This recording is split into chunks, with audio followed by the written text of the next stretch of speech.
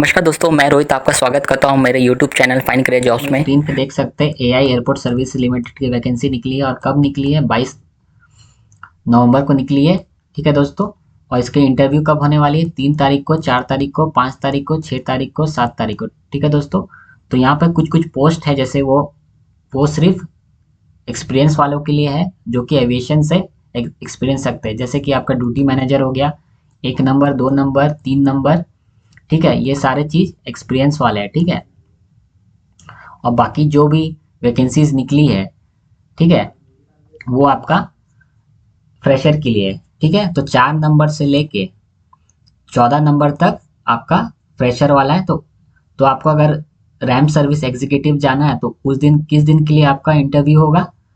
अगर आपको RAM service executive बनना है तो किस दिन आपको जाना होगा इंटरव्यू देने, 5 तारीख को जाना होगा। ठीक है दोस्तों, तो जो भी पोस्ट आपको आप एलिजिबल है, जो भी पोस्ट के लिए आप एलिजिबल है, उसके लिए आप राइट हैंड साइड में डेट देख लीजिएगा, वॉक इन इंटरव्यू किस दिन है, और उस दिन इस लोकेशन पे चल जाइएगा। ठीक है, होटल सूर्या, मंदिर रोड, श्री राम नगर साउथ, टुकोगंज, इंदौर, मध्य प्रदेश में इसका इंटरव्यू होने वाला है, वॉक इन इंटरव्यू। और कौन कौन से डॉक्यूमेंट्स आपको लेके जाना है दोस्तों, यहाँ पे नीचे देख लीजिए कि क्या क्या डॉक्यूमेंट्स आपको लेके जाना है।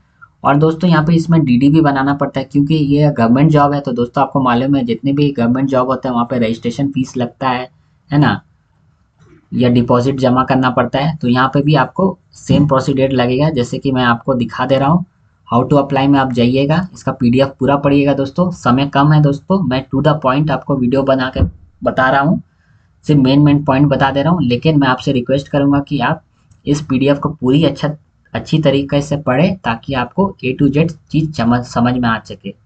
ठीक है, इसमें सब कुछ दिया गया है दोस्तों, कौन कौन से डॉक्यूमेंट्स लगेंगे, कैसे लगाना है, कौन पेन से लिखना है, सब चीज़ दिया हुआ है। और क्या क्या कैसे कैसे पोस्ट में क्या क्या सैलरी पैकेज होगा, क्या क्या काम करना पड़ेगा एयरपोर्ट में। ठीक है, आपको डिमांड ड्राफ्ट बनाना है, किसी भी बैंक ब्रांच से आप डिमांड ड्राफ्ट बना दीजिएगा।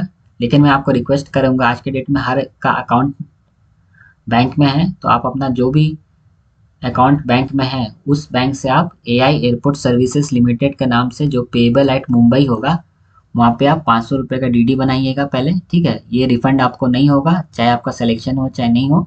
ठीक है, इंटरव्यू में रिफंड नहीं होगा दोस्तों, अच्छे से पढ़ लीजिएगा।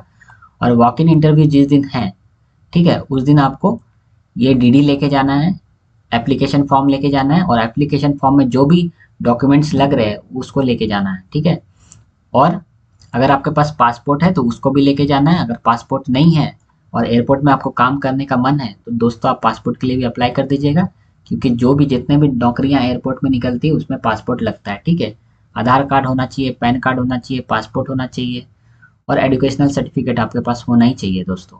ठीक है, और जो लोग भी SC ST है या OBC है, उनका कास्ट सर्टिफिकेट लगेगा, जो कि गवर्नमेंट लेवल का जो बनता है, DC लेवल का बनता है या मजिस्ट्रेट लेवल का बनता है, गवर्नमेंट का फॉर्मेट होता है।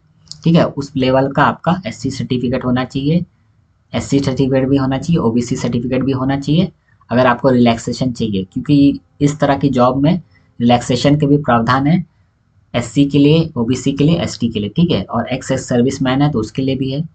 ठीक है, तो इसलिए बहुत अच्छी अपॉर्चुनिटी है, और 18 से 33 साल के लोग इसमें आराम से अप्लाई कर सकते हैं। ठीक है फ्रेंड्स, तो दोस्तों ये सारी जॉब फ्रेशर के लिए है, बहुत बड़ी वैकेंसी है दोस्तों, और हर साल ये कंपनी वैकेंसीज निकालते रहती है।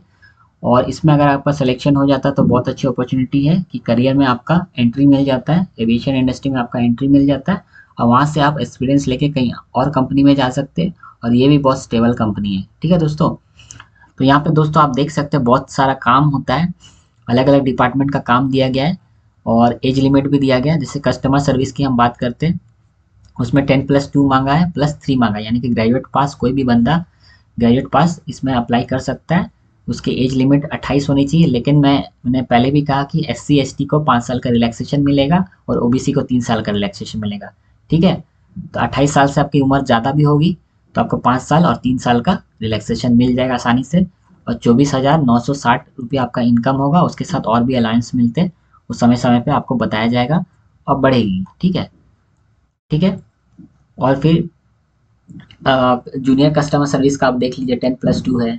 ठीक है, इसमें 21,000 मिलेगा। फिर आप देख लीजिए जूनियर कस्टमर सर्विस 29,000 मिलेगा, ठीक है। फिर रैम सर्विस एग्जीक्यूटिव का क्वालिफिकेशन होना चाहिए, 3 साल का डिप्लोमा होना चाहिए, चाहे वो मैकेनिकल हो, इलेक्ट्रिकल हो, प्रोडक्शन हो, ऑटोमोबाइल हो, या आईटीआई विथ एनसीटीवीटी का होना चाहिए और एचएमवी लाइसेंस होना चाहिए, तो आप रैम सर्विस एग्जीक्यूटिव बन सकते हैं।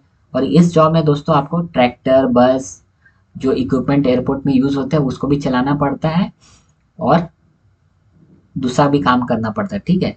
तो नीचे यहाँ पे काम दिया गया, हर जॉब पोस्ट का नीचे काम दिया गया है दोस्तों। और मैंने इस वीडियो पे इस वैकेंसी के बारे में बहुत सारी वीडियो बना के रखी है, तो वहाँ से भी आप देख सकते हैं, मैंने डिस्क्रिप्शन में दे दिया है, तो वहाँ से भी आप देख सकते हैं दोस्तों, ठीक है। तो ये बहुत अच्छी अपॉर्चुनिटी है 10 पास के लिए। और यहाँ पे हैंडी वूमन भी बन सकते हैं, हैंडी मैन भी बन सकते हैं। ये भी बहुत आसान सा जॉब है दोस्तों। यहाँ पे आपको सिर्फ जो पैसेंजर का बैग होता है या कार्गो होता है उसको लोडिंग अनलोडिंग करना होता है, और सैलरी भी आपको अच्छी मिलती है 18,000, और समय समय पे आपका बढ़ता भी है, ठीक है दोस्तों। अब इसको अप्लाई कैसे करेंगे दोस्तों, यहाँ पर नीचे दिया गया फॉर्म है, जो ये फॉर्म है, इसको अप्लाई कर देना। यहाँ पे आपका फोटो लगेगा, यहाँ पोजीशन अप्लाइड लिख के देंगे, कौन सा एयरपोर्ट के लिए आपको भरना है। जैसे भोपाल एयरपोर्ट के लिए भरना है तो भोपाल डाल दीजिएगा, इंदौर एयरपोर्ट के लिए डालना है तो इंदौर डाल दीजिएगा, ठीक है। यहाँ पे आपको नो कर देना है, ठीक है। यहाँ पे पहला नेम लिखना है, मिडिल नेम है तो लिख दीजिएगा, सर नेम है तो लिख दीजिएगा, father's name, date of birth, place क्या है आपका, स्टेट ऑफ बर्थ क्या है, ठीक है, कौन सी जगह में पैदा हुए थे, कौन सी जगह में पैदा हुए थे, और उस राज्य का क्या नाम है। आपका एड्रेस लिख दीजिए, correspondence, pin code, state, telephone.